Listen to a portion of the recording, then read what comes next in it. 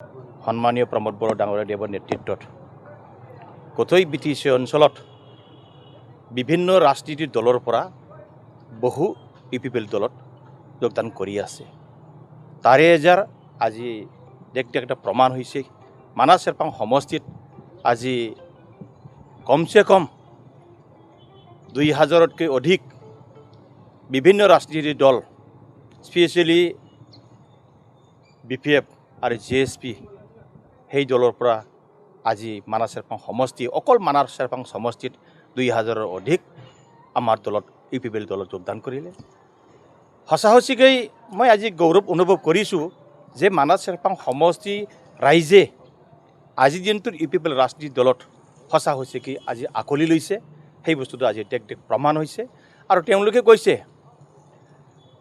আমি কোনোবা গাঁৱৰ পৰা কৈছে যে আমাৰ গাঁৱত আৰু বেলেগ ৰাজনীতিৰ দল নাই আৰু কোনোবাই কৈছে আমাৰ গাঁৱত 2 ঘৰমান আৰু বেলেগ ৰাজনীতিক দল আছে, তেওঁলোকক মই কালি পৰহি লৈ আহি আছোঁ বুলি অলৰেডি আমাক স্পষ্ট জনাইছে। মই সেইটোৰ কাৰণে গৌৰৱ অনুভৱ কৰিছোঁ আজি মানাহ চেৰপাং সমষ্টিত UPPL ৰাজনীতিৰ দলে শক্তিশালী হৈছে। যিকোনো মুহূৰ্তত ইলেকশ্যন হ'লে জিকাৰ এইটো চান্সটো 100% হৈ গৈছে।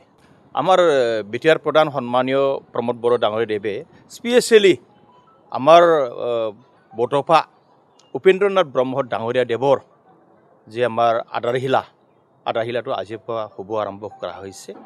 তাৰ লগতে আমাৰ যিহেতু আমাৰ মানাহ চেৰপাং পাণবাৰী অঞ্চলত কৃষকৰ বৃহৎ এটা ভাল এটা নাম আছে, গতিকে এই অঞ্চলক এগ্ৰিকালচাৰ এৱাৰনেছ কৰাৰ কাৰণে আজি এগ্ৰিকালচাৰ ট্ৰেইনিং চেণ্টাৰ বা নলেজ চেণ্টাৰ অলৰেডি আজি অপেন হৈ গ'ল। সেইটো খুব আমাৰ কাৰণে ভাল।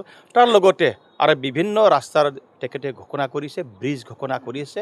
অতি শীঘ্ৰে এইবোৰ কাম আমাৰ বাস্তৱত হ'বলৈ গৈ আছে।